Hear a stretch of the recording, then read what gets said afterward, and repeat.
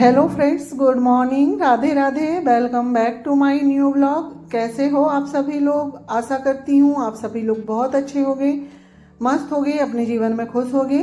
स्वागत है फ्रेंड्स आप सभी का मेरे न्यू ब्लॉग में।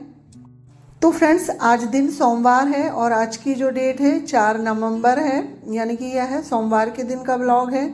और यह सुबह का टाइम है, इस वक्त अभी सुबह के 8 बज रहे हैं। और आज का जो ब्लॉग है मेरा 8 बजे से स्टार्ट हुआ है। और जैसे कि मॉर्निंग की शुरुआत तो 5:30 बजे के लगभग हो जाती है। तो उठने के बाद वो झाड़ू वगैरह लगाना होता है, वो सारे काम हो गए हैं यहाँ पर। और सुबह का मेरा नाश्ता भी बन गया है क्योंकि अभी हस्बैंड जी की मॉर्निंग ड्यूटी चल रही है। तो खाना मेरा बन ही गया है, सिर्फ खाने में चावल बस बनाना होता है, तो वो मैं बाद में बनाती हूँ। तो आज खाने में सब्जी बनी है लाल भाजी की, और दाल और रोटी बन गई थी। तो यहाँ खाना बन गया है। खाना बनने के बाद हस्बैंड जी और बड़ा वाला जो बेटा है तो वो भी आईटीआई चला गया है, और हस्बैंड जी भी चले गए हैं हॉस्पिटल। उसके बाद अब मैं लग जाती हूँ अपने घर के काम में। तो सब्जी को भी मैंने कढ़ाई से खाली कर दिया है और इसके बाद सारे बर्तन निकाल ली हूँ। तो सबसे पहले जितने भी बर्तन हैं उनको एक बार मैं साफ़ पानी से धुल लूँगी। इसके बाद फिर सारे बर्तनों को मांजूँगी। और अब दिवाली ख़त्म हो गई है, तो दिवाली के बाद फिर से हमारा जो पुराना रूटीन है ना वो चालू हो गया है। वही सुबह उठो और जो घर के काम है, झाड़ू पोछा, बर्तन, खाना पीना, अब रेगुलर में यही काम चलेगा। जो दिवाली के टाइम में पूरे दिन की साफ़ सफाई चलती थी ना वो ख़त्म हो गई है, और अब हमारा जो है पुराना वाला रूटीन चालू हो गया है। तो यहाँ पर देखिए जो बर्तनों को मैंने साफ़ पानी से धुल लिया था, इसके बाद अब सारे बर्तनों को मल लूँगी, उसके बाद फिर उन्हें धुलूँगी। और बर्तन धुलने के बाद अभी घर के जो है मेरे सारे ही काम रह गए हैं, जैसे कि पोछा, झाड़ू, झाड़ू तो लग गई है सॉरी, पोछा, डस्टिंग वगैरह वो सारा ही काम रह गया है। तो पहले बर्तन साफ़ कर लेती हूँ और रसोई का जितना भी काम है ना सारा मैं निपटा लेती हूँ। उसके बाद फिर मैं दूसरे रूम में काम करूँगी, क्योंकि फिर इधर काम छोड़ो और उधर काम करो तो मुझे इस तरह से काम करना अच्छा नहीं लगता है। तो जहाँ पर मैं अपने काम करने को लगती हूँ तो जब तक वो सारा काम मैं निपटा नहीं लेती तो फिर मैं दूसरा काम जो है ना स्टार्ट नहीं करती हूँ। मेरी ऐसी आदत है। और वैसे तो सबकी अलग अलग आदत होगी, हाउसवाइफ सभी लोग अपने घर में अलग अलग तरीके से काम करती हैं, तो सभी की अलग अलग आदतें होती हैं। तो मेरी इसी तरह से आदत है, अगर मैं कोई भी काम करती हूँ तो उसको पूरा कंप्लीट करके फिर मैं दूसरे काम में लगती हूँ। तो यहाँ पर देखिए फ्रेंड्स, बातों ही बातों में सारे बर्तन धुल गए हैं। उसके बाद सिंक के आसपास की जितनी भी टाइल्स है ना तो सभी को मैंने विम वाला जो लिक्विड है ना इससे मल लिया है, और सिंक वगैरह को सभी को मलने के बाद पानी डाल के हम इसे धुल देते हैं।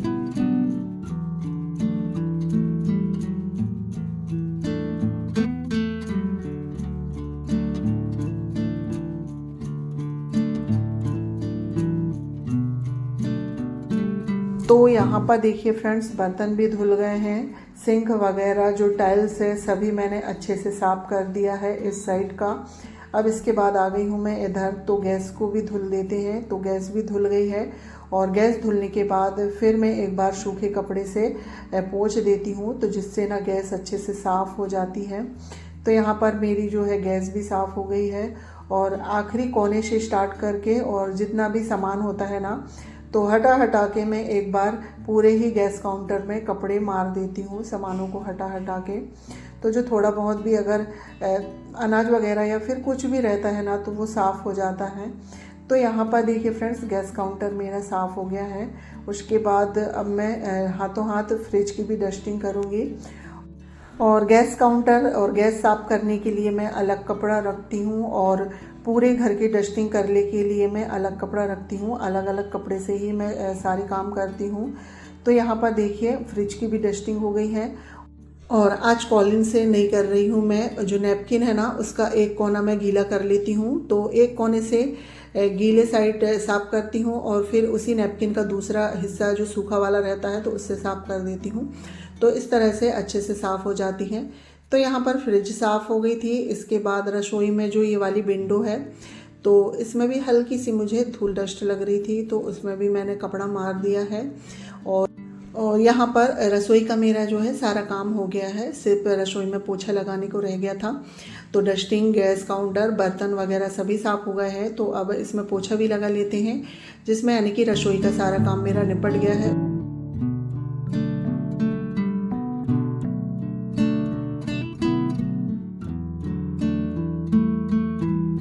तो यहाँ पर देखिए फ्रेंड्स, रसोई का जो है सारा काम हो गया था।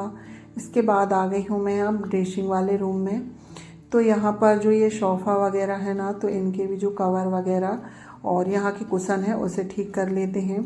तो ये ठीक हो गए हैं। इसके बाद ये वाली जो खिड़की है तो इसमें भी मैं हल्का फुल्का सा कपड़ा मार देती हूँ, क्योंकि अभी ना बहुत तेज़ हवाएं चल रही हैं। बिल्कुल दोपहरी भर ना हवा चलती है तो उससे धूल डस्ट घर में आ रही है, तो इसलिए सभी जगह हल्की हल्की सी धूल डस्ट दिख रही थी। तो सभी जगह की मैं हल्की हल्की सी डस्टिंग कर देती हूँ। तो ये वाली जो विंडो है ना, इसकी डस्टिंग हो गई है। उसके बाद फिर जो ड्रेसिंग है तो इसमें क्या है, बच्चे लोग जब तैयार होते हैं ना तो पूरा सामान अस्त व्यस्त कर देते हैं। तो सारी चीज़ों को अच्छे से अरेंज करने के बाद लास्ट काम है पोछा लगाने का। तो मेरा ड्रेसिंग वाला रूम में पोछा लगाने से पहले मैं स्टोर रूम से पोछा निकाल के लेके आ गई हूँ, क्योंकि स्टोर रूम में सामान ही रखा हुआ रहता है और वो बंद रहता है ज़्यादातर। तो वहाँ पर जो थोड़ा बहुत डस्ट वगैरह होती है तो मैं झाड़ू से झाड़ देती हूँ। इसके बाद वहाँ पोछा लग गया है और फिर ड्रेसिंग वाले रूम में पोछा लगाने के बाद अभी आ गई हूँ मैं हॉल में। तो यहाँ पर झाड़ू लगाने से पहले सारी चीज़ों को मैंने झाड़ लिया था, जैसे कि ये दरी वगैरह है और सोफ़ा के कवर वगैरह हैं। तो झाड़ू लगाने से पहले मैं उनको झाड़ लेती हूँ। तो झाड़ा बस था और इन्हें सेट नहीं करी थी, तो अब मैं इन्हें सेट करूँगी। तो यहाँ पर देखिए जो ये वाली जो दरी है ना, इसे मैंने पलंग में सेट करती हूँ और इसके बाद अब बेडशीट को भी झाड़ के सेट करेंगे।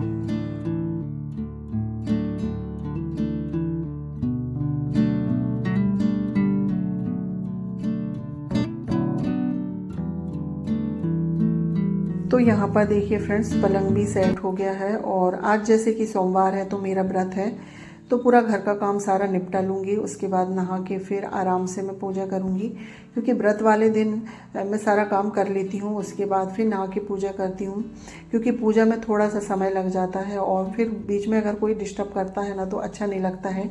इसलिए ऐसा लगता है एक बार सारे काम हो जाए और उसके बाद फिर आराम से नहा के पूजा करो। तो यहाँ पर पलंग भी सेट हो गया है। उसके बाद ये सोफ़ा है तो इसके भी कवर झाड़ के और मैंने सेट कर दिए हैं। अब यहाँ पर जो है मेरा सारा ही रूम सेट हो गया है और सबसे लास्ट का होता है हॉल का पोछा लगाना। तो अब यहाँ पर पोछा लगाना है और वैसे ज़्यादा अभी टाइम हुआ नहीं है, 9:30 बजे के लगभग का टाइम है। तो टीवी वाला कैबिनेट है, इसमें कपड़ा मार के और उसके बाद फिर हॉल बस का पोछा रह गया है। तो हॉल का पोछा लगाने के बाद फिर मैं चली जाऊंगी नहाने के लिए। तो वही है, 11 बजे के आसपास तक मेरी जो पूजा पाठ है वो सारी ही हो जाते हैं, ज़्यादा समय नहीं लगता है। तो यहाँ पर देखिए टीवी वाला कैबिनेट की भी डस्टिंग हो गई है और अब तो ना डस्टिंग डेली ही करनी पड़ेगी, क्योंकि बहुत ही हवाएं चल रही हैं तो धूल डस्ट काफ़ी आ जाती है, तो अब डेली में ही डस्टिंग करनी पड़ती है। तो यहाँ पर डस्टिंग का सारा काम हो गया था।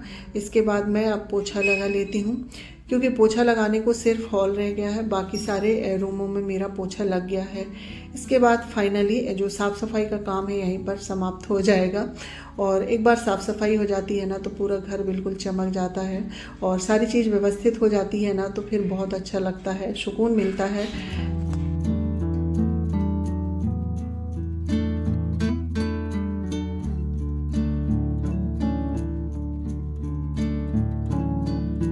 तो यहाँ पर देखिए फ्रेंड्स, पोछा लगाने का काम ख़त्म हुआ और हॉल में लगाने के बाद बाहर भी मैं नीचे तक पोछा लगा के आ गई हूँ।